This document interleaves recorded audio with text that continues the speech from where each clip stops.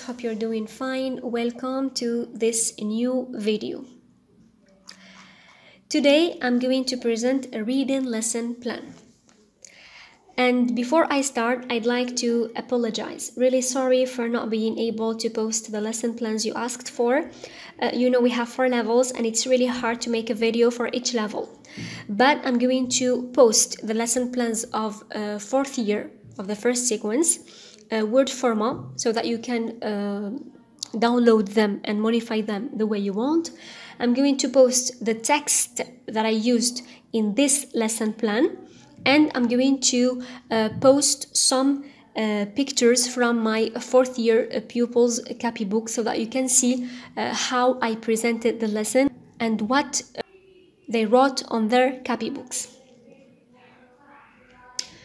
So, in the reading lesson, we follow the PWP or the PDP approach. It means pre-reading, while reading, post-reading, or pre-reading, during reading, post-reading. In the first phase, you're going to prepare your learners for the reading. You can introduce a listening task, you can show them some pictures, you can do a fill-in-the-gap activity, you can do whatever you want. You can ask them questions, oral interaction. You are free to prepare your learners for the reading the way you want. While reading is the phase where the pupils read. And in the post-reading, they are going to produce something relying on what they have learned in the lesson. And of course, in the previous lessons. Each activity you do has an aim. We have the general objective of the lesson and we have the aim of each activity. In the pre-reading, the aim is to prepare your pupils for the reading phase, obvious. In the while reading, we have 2 types of activities. We have an activity through which you check your learner's ability to skim, and an activity through which you check your learner's ability to scan. Now, what is the difference between scanning and skimming? Reading is classified as listening. They are called receptive skills. It means the pupils receive something. They receive a text and they receive a script. The activity in which the pupils are going to use their skimming skill can be true or false, can be give me the general idea of the text, can be MCQ, multiple choices. So you're going to check if your learners have got the general idea of the text. And the second activity or the third activity, it means the activities that come after, you're going to check the scanning skill. If you ask questions, for example, when was that built or where was it built? Here, you're asking your pupils to look for particular information in the text. If they look for particular information, they are scanning. So here, you're going to evaluate the scanning ability of your pupils, the scanning competence of your pupils. In a reading lesson, you can integrate some other skills. You can integrate listening, as I said, as a pre-reading task. You can introduce pronunciation to revise the lessons they have. You are really free. The most important thing is that you follow PWP. It means pre-reading, while reading, post-reading.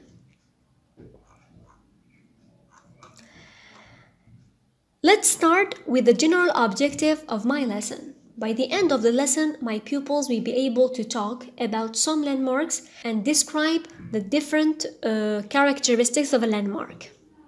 Since we have already dealt with some landmarks in the previous lessons, I asked my pupils, what are the famous monuments you know?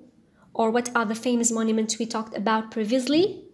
Where are they situated? And so on. You're going to interact with your pupils to elicit from them. Then, now we are going to read about a famous landmark in France. Can you guess what is this landmark? Of course, they are going to know the landmark. Then, if you have time, you write the activities on the board. And then, you distribute the handouts of Eiffel Tower, of the text. If you don't have time, you write the activities on a paper and you make photocopy, or you print it from the computer as you like, and you distribute the activities before you distribute the text. Why?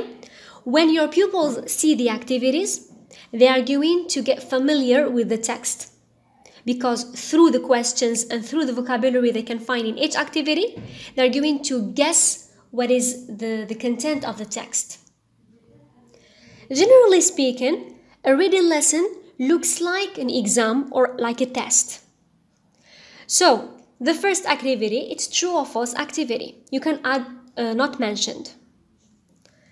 The second activity, answering the following questions. Here in this activity, you can choose WH questions only, or you can use WH questions plus direct questions. And please, you have to remind your pupils what is a WH question, what is a direct question, why did we use here did or do, why did we use a verb to be. It's very important. Grammar is very important. So, in true or false, I am checking my pupils' ability to skim. And in answering questions, I'm checking my pupils' ability to scan. Then, activity 3. What or who do the words in bold refer to? Here, it's optional. Here, I explained this activity very, very well. Activity 4. Find in the text words that are closest or opposites in meaning to the following.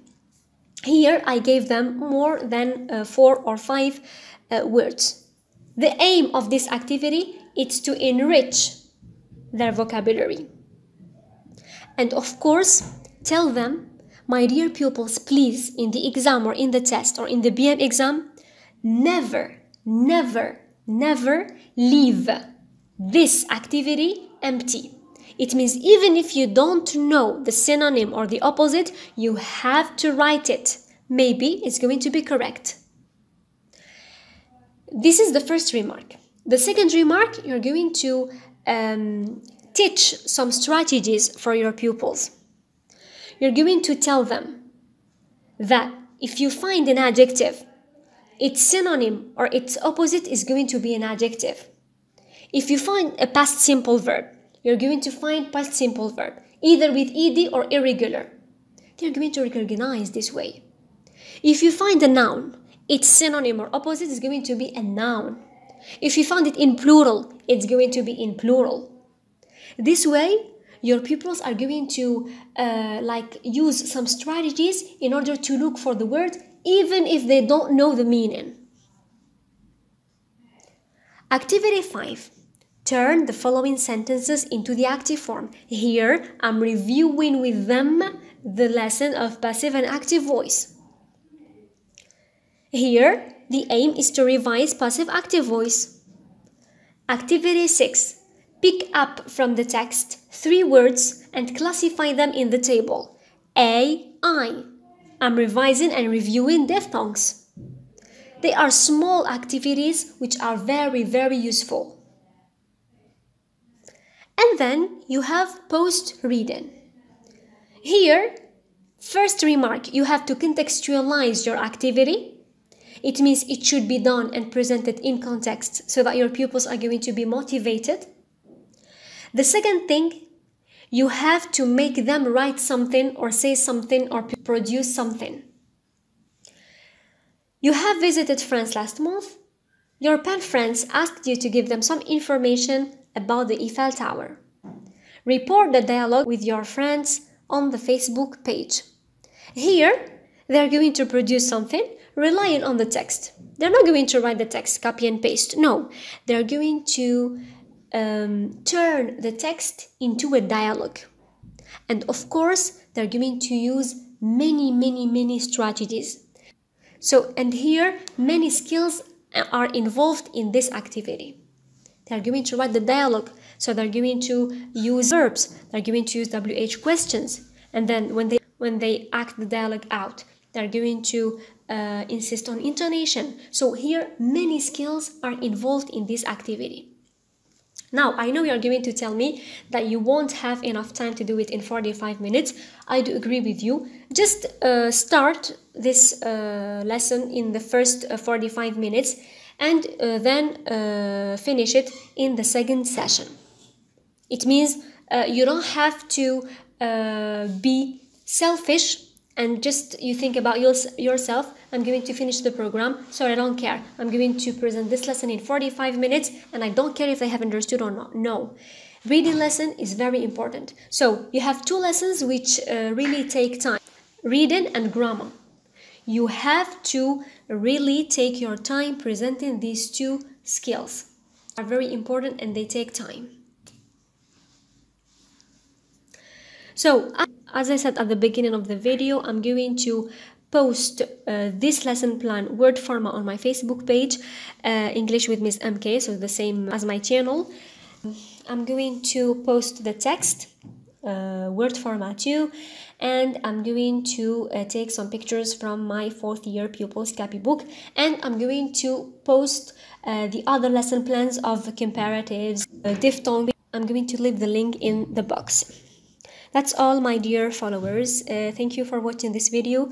Don't forget to subscribe, like, comment and share. Take care of yourselves. Goodbye.